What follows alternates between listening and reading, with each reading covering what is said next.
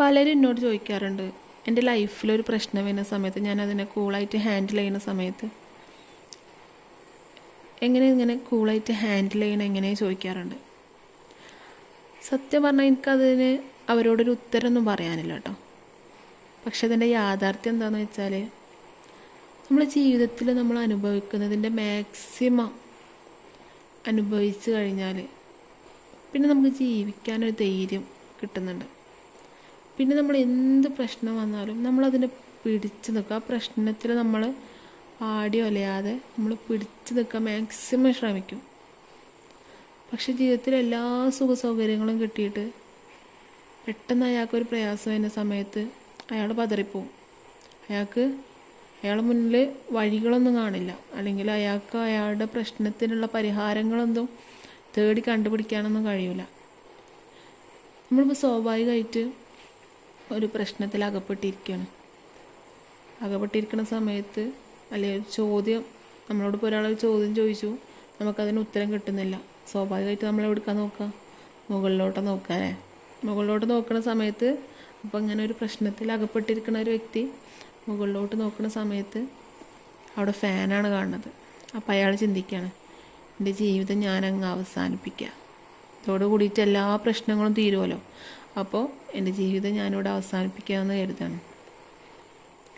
പക്ഷെ അയാൾ ചിന്തിക്കണില്ല, ഈ ലോകത്ത് അയാൾക്ക് വേണ്ടി മാത്രം ഇത്രയും സ്ട്രഗിളൊക്കെ ചെയ്ത് അയാൾക്ക് വേണ്ടി മാത്രം ജീവിക്കുന്ന കുറച്ച് മനുഷ്യരുണ്ട് അയാൾക്ക് ചുറ്റും എന്നുള്ളതൊന്നും അയാൾ ചിന്തിക്കുന്നില്ല. അപ്പോൾ അയാളുടെ പ്രശ്നങ്ങളിൽ നിന്ന് ഒളിച്ചോടാനുള്ള ഉപാധികളാണ് കണ്ടെത്തുന്നത്.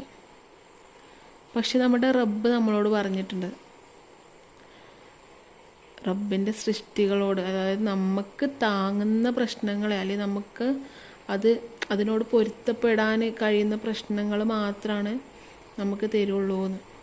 അത് സത്യമല്ലേ? ഏത് പ്രശ്നങ്ങൾക്കാണ് ഒരു പരിഹാരമില്ലാത്തത്? നമ്മുടെ ഈ ദുനിയാവിലുള്ള ഏത് പ്രശ്നങ്ങൾക്കും ഒരു പരിഹാരം ഉണ്ടായിരിക്കും. പരിഹാരമില്ല എന്നൊക്കെ നമ്മൾ വെറുതെ പറയണതാണ്. ഏത് പ്രശ്നങ്ങൾക്കും ഒരു പരിഹാരമുണ്ട്. ആ പരിഹാരമാണ് നമ്മൾ തേടേണ്ടത്, അല്ല മരണത്തെ അല്ല. നമ്മൾ ജനിച്ചിട്ടുണ്ടെങ്കിൽ നമ്മൾ മരിക്കും എന്നുള്ളതിന് 100% ഉറപ്പുള്ള കാര്യമാണ്. അതിൽ മാറ്റവും തർക്കവും കാര്യങ്ങളൊന്നുമില്ല. പക്ഷേ നമ്മുടെ മരണത്തെ നമ്മൾ സ്വയം വിളിച്ചു വരുത്തേണ്ട ആവശ്യമൊന്നുമില്ല. അതതിൻ്റെ നേരാകുമ്പോൾ വന്നോളൂ. എനിക്ക് നിങ്ങളോട് ഇത്രേ പറയാനുള്ളൂ. ജീവിതമാകുമ്പോൾ സന്തോഷവും സങ്കടങ്ങളും പരാതികളും പരിഭവങ്ങളും എല്ലാതും ഉണ്ടായിരിക്കും. എല്ലാം കൂടെ മിക്സ് ചെയ്ത് തന്നെയാണ് ജീവിതം.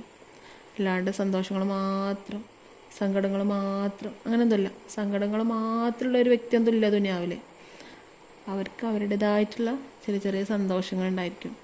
അതുപോലെ സന്തോഷം മാത്രമുള്ള വ്യക്തികളൊന്നും ഉണ്ടായിരിക്കില്ല, അവർക്ക് അവരുടേതായിട്ടുള്ള സങ്കടങ്ങൾ ഉണ്ടായിരിക്കും. അപ്പോൾ നമുക്ക് നമ്മുടെ ജീവിതത്തിൽ വരുന്ന സന്തോഷങ്ങൾ സന്തോഷിക്കാനും പ്രയാസങ്ങളെ അതിൽ നിന്ന് നമുക്ക് ആ പ്രയാസങ്ങളിൽ നിന്ന് പുറത്ത് വരാനുള്ള, അല്ലെങ്കിൽ ആ പ്രയാസങ്ങൾക്കുള്ള ഒരു ഉത്തരം എന്നോണം അതിന് നമുക്ക് എന്താണ് ഒരു വഴി എന്നുള്ളത് നമ്മൾ കണ്ടുപിടിച്ചിട്ട് നമ്മൾ കൂടുതൽ മനോഹരമായിട്ട് ഈ ഭൂമി